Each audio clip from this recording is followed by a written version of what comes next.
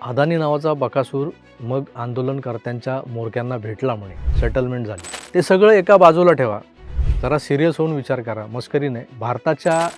महाराष्ट्राच्या नकाशावर ठिपक्यांची रांगोळी काढत चाललेला हा गौतम अदानी पुढे जाऊन भारताच्या सार्वभौमत्वाला धोका नाही आहे का?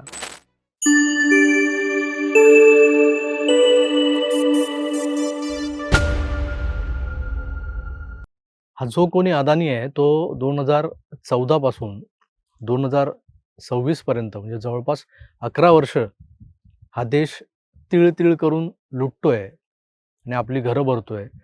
सगळीकडे याचं साम्राज्य पसरतंय आणि हे ज्यांच्या लक्षात येतंय ते यावर बोलायला मुहूर्त शोधत होते आणि त्यांनी तो मुहूर्त शोधलाय मुंबई महानगरपालिकेच्या, ठाणे महानगरपालिकेच्या, नाशिक महानगरपालिकेच्या, कल्याण महानगरपालिकेच्या निवडणुकांचा. काय म्हणायचं याला? हा संधीसाधूपणा आहे की वाट बघत होते? देश पुरता गिळला जातोय की शिल्लक राहतोय? दरवाजात कोणी आला तर हाकलू का त्याला? हाकला साहेब, हाकला. अशा हरामखोरांना हाकला, त्या महाराष्ट्र द्रोह्यांना हाकला, त्या देश गिळायला निघालेल्या अडाण्यांना. काय तो देशाचा नकाशा आणि काय तो राज्याचा नकाशा. एक ठिपका शिल्लक सोडला नाही हो या उद्योगपतींनी. सगळंच गिळायला निघालेत साले. मोदींनी देश विकायला काढलाय आणि फडणवीस शिंदे राज्य विकायला निघालेत. ससाणे आहेत ते मालकाच्या हातावर बसणारे. तेच पक्षी मारून आणतायत मालक सांगतोय म्हणून. आणि अजितदादांचं काय? ते भलेही महायुतीत असले तरी ते मात्र त्या अदानीच्या गाडीत क्लीनर बनून बसणं पसंत करतात. ड्रायव्हर असतो रोहित पवार.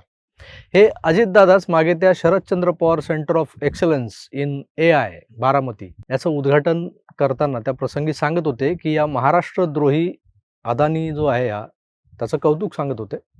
शरद पवार तर अदानीचे गुरु घंटालच आहेत. हा बकासूर अदानी एवढा महाभयंकर आहे तर शरद पवार राष्ट्रवादीचे आधारवड त्यांना का जवळ करतात? हा मला पडलेला भाबडा प्रश्न आहे. सुप्रिया सुळे अदानींचं स्वागत करायला अगदी त्यांच्या गाडीजवळ जाऊन दरवाजा उघडण्याचंच बाकी ठेवतात फक्त. हे कसं काय? या लोकांना नसेल कळत का हा अदानी बकासुरासारखा देश खेळायला निघालाय?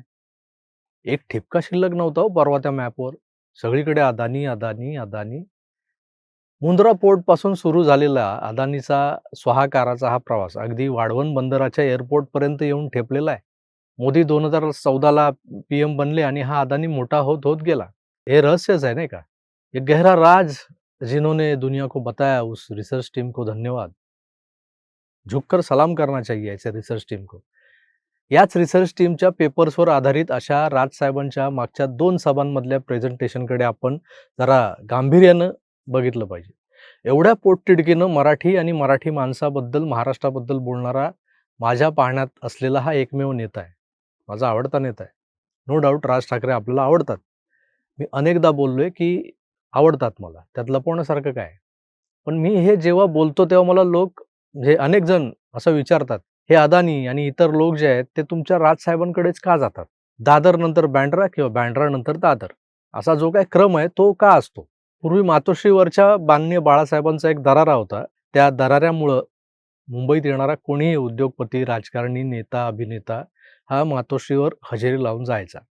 पण आता बाळासाहेबांच्या माघारी मातोश्रीवर काय उरलंय? तरीसुद्धा काही जुने जाणते लोक 1995च्या शिवशाही सरकारच्या काळातली एक आठवण सांगतात, की एनरॉन प्रकल्प आणि ती रिबेका मार्क नावाची बाई. एनरॉन प्रकल्प समुद्रात बुडवताना त्या कंपनीला काहीशे कोटींची भरपाई द्यावी लागली होती, वगैरे, वगैरे असं सांगतात. बरं त्यानंतरही उपद्रव मूल्यांवर आधारित युनियन्स ज्या कंपनीच्या मालकांना सतत संपाच्या धमक्या देऊन वेठीस धरतात, तशा युनियनच्या धर्तीवर राजकीय पक्ष चालवले जाऊ लागले पुढे. आणि त्यात मराठी माणसांचे नेमके कुठले पक्ष, अशा टाईपचे जे पक्ष आहेत ते आघाडीवर होते किंवा आहेत, हे सामान्यातल्या सामान्य मराठी माणसालाही चांगलं कळतंय. मित्रांनो, आपलेच ओठ आणि आपलेच दात म्हटल्यावर काय चावायचं आणि काय सोडून द्यायचं असा तिढा निर्माण होतो. आता तो तिढा सोडवला जाऊ शकत नाही. असो, सांताक्रूझ जवळ जे एअरपोर्ट आहे ना, तिथं हायवेला लागूनच एक पंचतारांकित हॉटेल आहे, 5 स्टार हॉटेल, सहारा स्टार. हे आजचं सहारा स्टार, पूर्वीचं सेंटॉर हॉटेल. इथं शिवसेनेची युनियन होती, भारतीय कामगार सेना. हे हॉटेल सुब्रतोराय सहारा यांनी विकत घेतलं. तेव्हा इथल्या मराठी कामगारांना नोकरीवरून काढण्यात येत होतं. सगळं गुंडाळायचा होता गाशा. जबरदस्ती VRS घ्या, कमी मोबदल्यात नोकरीवर पाणी सोडा, असा जोर जबरदस्तीचा कारभार हा सुब्रतो राय भारतीय कामगार सेनेच्या नेत्यांच्या मदतीनं करत होता. वर्षभरापूर्वी मी या विषयावर एक व्हिडिओ टाकलेला आहे. तुम्ही जाऊन बघू शकता तो. विस्तृत त्यात माहिती दिलेली आहे. आता तिथून हाकललेले मराठी कामगार जे ठाकरेंना आपलं दैवत मानत होते, त्यांच्या तोंडी शिव्या का येतायत आता? विचार करणारी गोष्ट आहे. ज्या बाळासाहेबांनी मराठी माणसाला त्याचा न्याय्य हक्क मिळावा म्हणून शिवसेना स्थापन केली, त्या शिवसेनेनं मराठी माणसांच्या तोंडचे घास पळवावे. कोणासाठी? त्या बंगाली सुब्रतराय सहारासाठी. सहारा आणि उद्धव ठाकरे यांच्यात जे काही गुळफीट होतं ते नेमकं काय होतं हे तिथले कामगार आणि कामगारांचे नेतेच सांगतील. राज ठाकरे हे माझे आवडते नेते आहेत, अगदी मनापासून आवडते नेते आणि सध्या राजसाहेबांना संजय राऊत आवडायला लागलेत. प्रचंड आवडायला लागलेत. माझे मित्र संजय राऊत असा ते सभेत त्यांचा उल्लेख करतात. माझे मित्र आणि शिवसेनेचे नेते श्री संजय राऊत.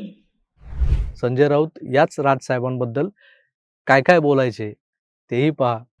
वो नेता नाम ले लो, तो क्या नेता है क्या? अरे वो तो सब मिली जुली सुपारीबाज है सभी. याला काय म्हणायचं? याला मैत्री म्हणतात, मैत्री. असो, थोडं मागं नेतो तुम्हाला. धारावीच्या पुनर्विकासाच्या चर्चा सुरू होत्या तेव्हाची गोष्ट आहे. हे एवढं मोठं कंत्राट कोणाला द्यायचं यावरून तेव्हाच्या सरकारमध्ये जे सहभागी पक्ष होते शिवसेना आणि भाजपा यांच्यामध्ये तू मै सुरू होती. धारावी रिडेव्हलपमेंटचं काम आधी ज्या कंपनीला दिलं गेलं होतं ते रद्द का केलं गेलं? मग त्या ठिकाणी अदानीला आणा असा निर्देश कुणी दिला होता? हे असे अनेक प्रश्न अनुत्तरितच आहेत आजवर आणि त्यातच अदानीशी देणं घेणं फिसकटलं. म्हणून की काय धारावी बचाव नावाची एक चळवळ सुरू झाली. मोर्चे निघाले, आंदोलनं झाली. त्यात वेगवेगळ्या रंगाचे बावटे फडकत होते. आपण ते पाहिलेले आहेत. अदानी नावाचा बकासूर मग आंदोलनकर्त्यांच्या म्होरक्यांना भेटला म्हणे. सेटलमेंट झाली. पण परत काहीतरी फिसकटलं असणार. त्याशिवाय जे काही चाललंय ते. आता आपला हिस्सा आपल्याला घरपोच मिळेल ही हमी काही चौकीदारांना हवी असते. मेरा माल लाके देना, नाहीतर ते रागावतात. ते सगळं एका बाजूला ठेवा. जरा सिरियस होऊन विचार करा. मस्करी नाही. महाराष्ट्राच्या नकाशावर ठिपक्यांची रांगोळी काढत चाललेला हा गौतम अदानी पुढे जाऊन भारताच्या सार्वभौमत्वाला धोका नाही आहे का? आहे. आहे. अदानी सिमेंट कंपन्या एकामागे एक अशा विकत घेत सुटलाय. तो उद्या त्याचे भाव वाढवू शकतो, दर वाढतील सिमेंटचे, मग घराचे दर वाढतील. फक्त सिमेंट वापरला तर घर बनवताना. विमानतळं, बंदरं त्याच्याकडे आहे. म्हणजे तुम्हाला जर उद्या भारताबाहेर जायचं असेल तर अदानीची परवानगी घ्यावी लागेल. म्हणजे याचा अर्थ काय होतो? अदानी हा मोठा धोकाच आहे देशाला, तुम्हाला, आम्हाला, सगळ्यांना. पण हे सर्वसामान्यांना त्यांच्या उघड्या डोळ्यांनी दिसत नाही. दिसलं तरी समजत नाही आणि समजलं तरी उमजत नाही. पण ते संजय राऊत आणि डोनी ठाकरे यांना मात्र बरोबर दिसतं, समजतं, उमजतं. आणि हे दिसल्यानंतर, समजल्यानंतर आणि समजून उमजल्यानंतर एके दिवशी हा अदानी तुमच्या दारात हजर होतो. तेव्हा तुम्ही त्याला घरात घेता, चहा पाजता, घरभर फिरवून घर दाखवता, त्याचा हात हातात घेता, त्याला निरोप देता. आवजो તમે.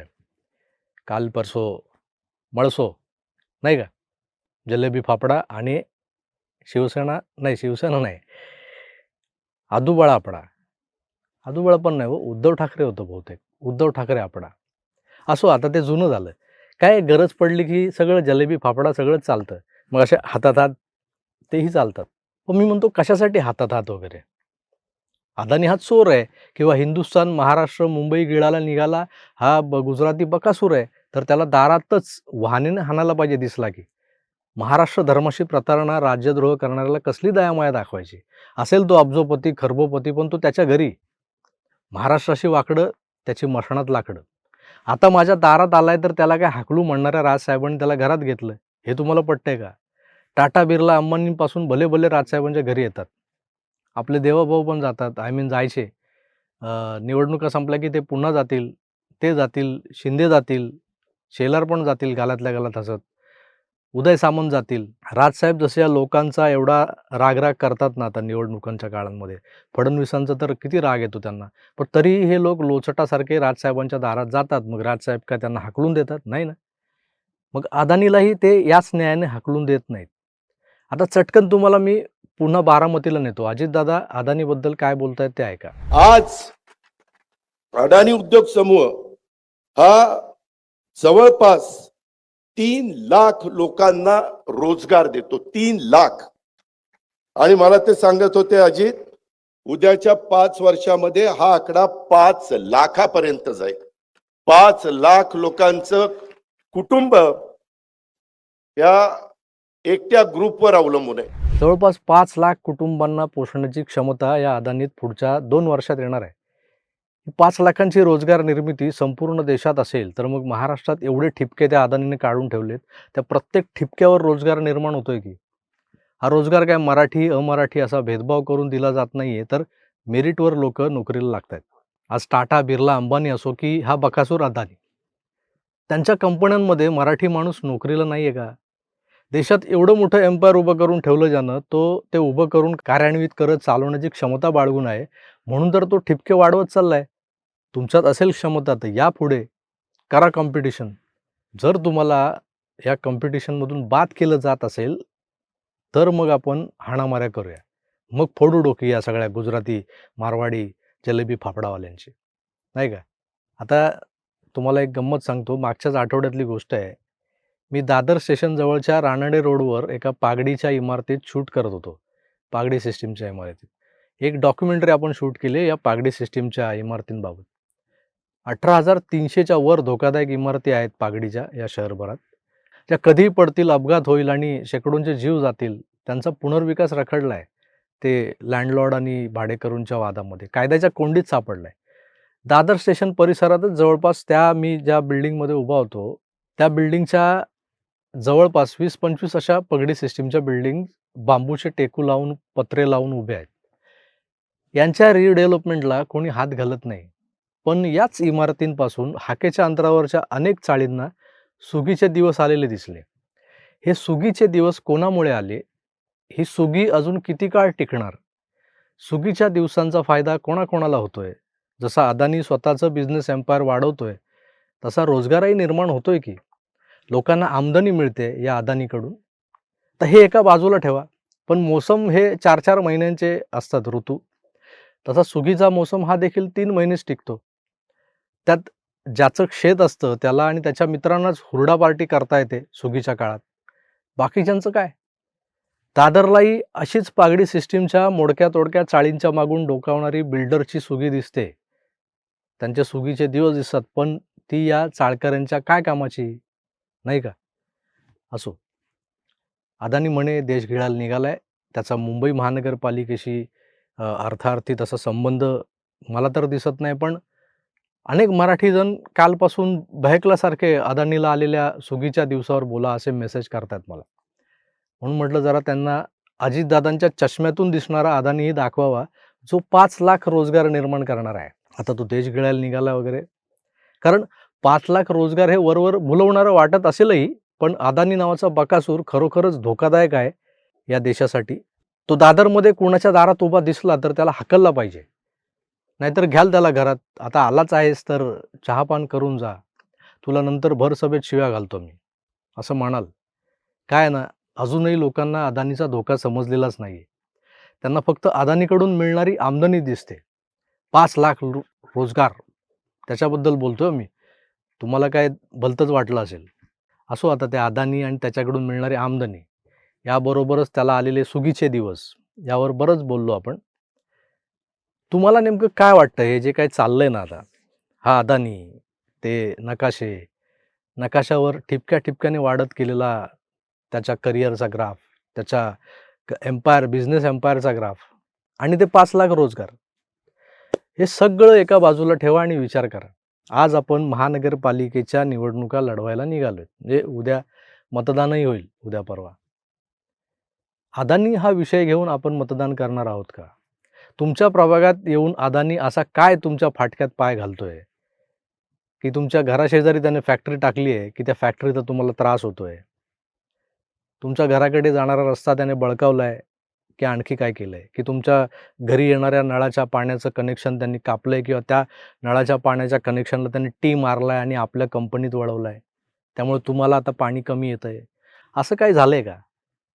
याचा विचार आपण म्युनिसिपाल्टीच्या इलेक्शनच्या वेळेला करायला हवा. तोच विचार करायचा आणि मतदान करायचं. बाकी सब झूठ आहे, मोह माया आहे. आणि जसं मी म्हणालो, हे सुगीचे दिवस, हे मोसम असतात. आता निवडणुकांचा मोसम आहे.